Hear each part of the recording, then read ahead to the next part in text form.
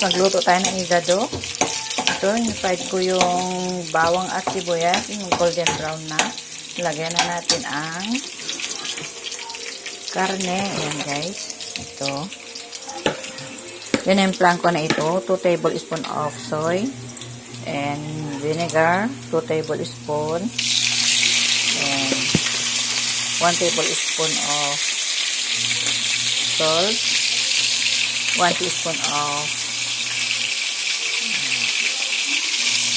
fish sauce, patis, and 1/2 teaspoon of Ajinomoto, and 1 teaspoon of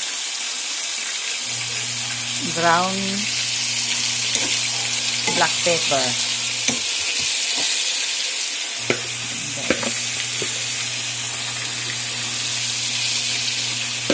Minarinate ko ito guys ng 30 minutes.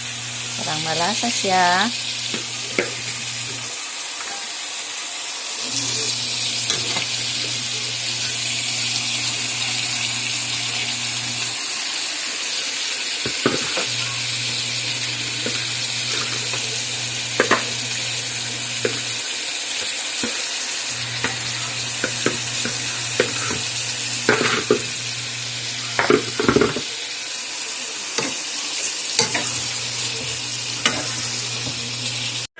Yan guys, kumulo ng ating igado.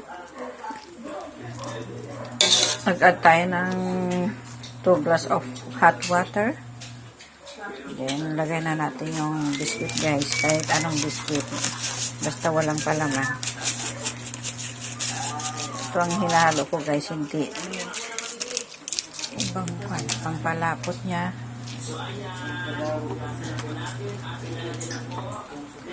Biscuit guys, then lagay na rin natin ang potato.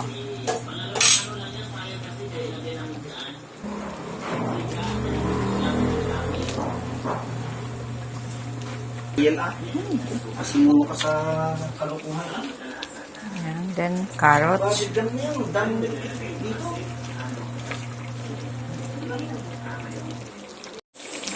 Guys, luto ng ating igado. Tikman na natin kung tama ang kanyang lasa. And guys, luto na siya. Lagyan na natin ang bell pepper at saka green peas guys.